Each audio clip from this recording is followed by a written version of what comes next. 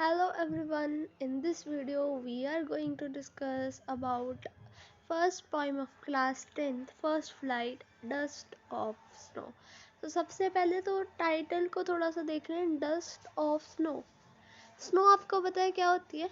बर्फ होती है। ठीक है, डस्ट क्या है? मतलब उसके छोटे छोटे पार्टिकल्स।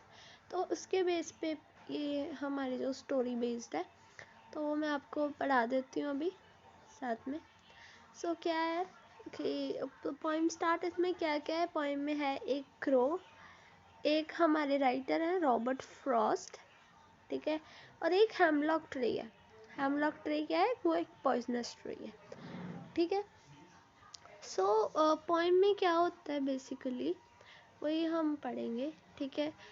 उसके पहले तो मैं आपको बता दूं कि ये विंटर सीजन है। मतलब मान लो कि जो ये ट्री है इसके ऊपर बर्फ पड़ी हुई है, ठीक है। तो क्या होता है? द वे अ क्रो, मतलब यहाँ पे क्या है? क्रो ने क्या किया? क्रो ने कोई एक्शन लिया है। कौन सा लिया है?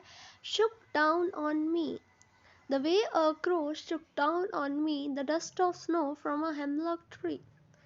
कहते हैं कि इस तरह से एक क्रो ने, ठीक है, वो ऐसे मूवमेंट किया कि मेरे ऊपर क्या गिरा? शुक डाउन मतलब मेरे ऊपर क्या गिरा? The dust of snow. क्या गिरा? Dust of snow. मतलब ये स्नो के पार्टिकल्स नीचे जो राइटर खड़ा था उसके ऊपर गिर गए, ठीक है। वो राइटर क्यों खड़ा था? क्योंकि अक्सर आपने देखा होगा कि जब हम सैड होते हैं तो हम ट्रीज के पास जाके खड़े हो जाते हैं। कई लोगों का बिहेवियर ऐसा होता है, ठीक है। Dust of snow from a hemlock tree, कहते हैं कि क्रो जिस तरीके से हिला, ठीक है, उससे मेरे ऊपर डस्ट ऑफ स्नो गिर गई। कहाँ से? From a hemlock tree. has given my heart a change of mood and saved some part of a day I had root। कहते हैं कि इससे मेरे दिल को, ठीक है, मेरा मूड चेंज हो गया। कि जैसे आपने एक्सपीरियंस किया होगा कि जैसे मतलब सपोज करो आप किसी गार्डन में जाते हो, ऊपर आपके पेड़ है, तो पेड़ से पत्तियां गिरती हैं, ठीक है, अचानक कितनी सारी पत्तियां गिरती हैं, आपको अच्छा लगेगा। तो वैसे ही वो पॉइंट कह रहा है कि ऐसे मेरे हार्ट को, मतलब एक मेरे मूड में चेंज आ गया, ठीक है। कहते कि पहले तो मैं सैड था, वो सैड क्यों था वो रीज़न गिवन नहीं है, ठीक है। कहते पहले तो मैं सैड था, ठीक है, एंड सेव्ड सम पार्ट, और कहते हैं कि फिर मेरा मेरा दिन बच गया जो मैंने ऐसे ही सैड में गुजार दिया था। Of a day I had rued, rued मतलब हेल्ड इन रिग्रेट। मैं आपको फिर से एक बार समझा देती हूँ। तो ये हमलॉक ट्री है, ये राइटर है। सपोज करो यहाँ पे क्रो बैठा हुआ है, ठीक है। क्या हुआ है कि वो राइटर नीचे आके खड़ा हुआ है, कुछ सोच रहा है, सैड है, ठीक है। सिचुएशन समझा रही हूँ। तो एक क्रो आया, ठीक है, ऊपर क्रो बैठा हुआ है। क्रो ने मूवमेंट की, चाहे वो उड़ा, चाहे उसने मतलब जो मर्जी किया, चाहे उसने अपने विंग्स फैलाए, ठीक है। वो उसने मूवमेंट की।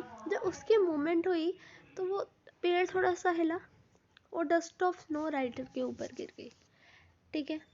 ठीक है, वो ही सिचुएशन ये फर्स्ट स्टैंजा में गिवन है।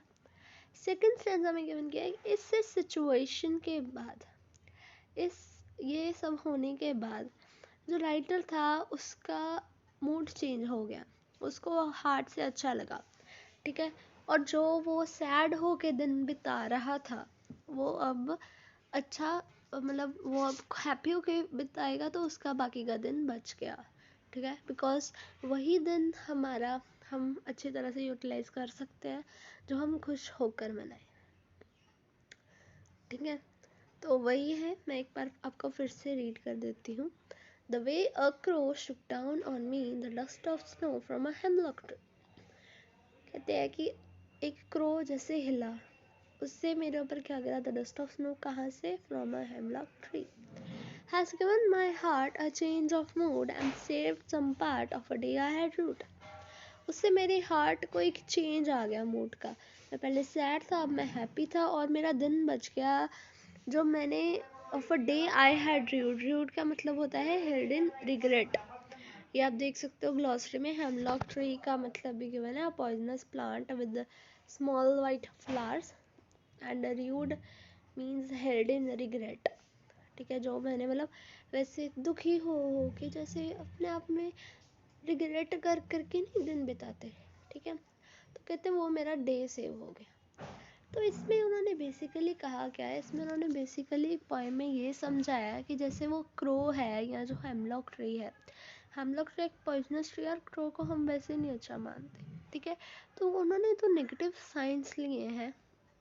ठीक है, तो वो कहते हैं कि दोनों साइंस को इन दोनों साइंस से उन्हें खुशी मिली।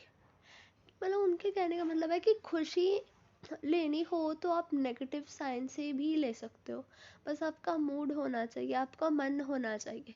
जो मन कहेगा आप वही करोगे। तो वो कह रहे हैं कि वो स्टार्टिंग में तो सैड थे, पर एंड पे जब उनके साथ एक ये छोटा सा मोमेंट हुआ, ठीक है, वो दो नेगेटिव क्रिएचर से ये छोटा सा उनके साथ मोमेंट हुआ, वो फिर हैप्पी हो गए।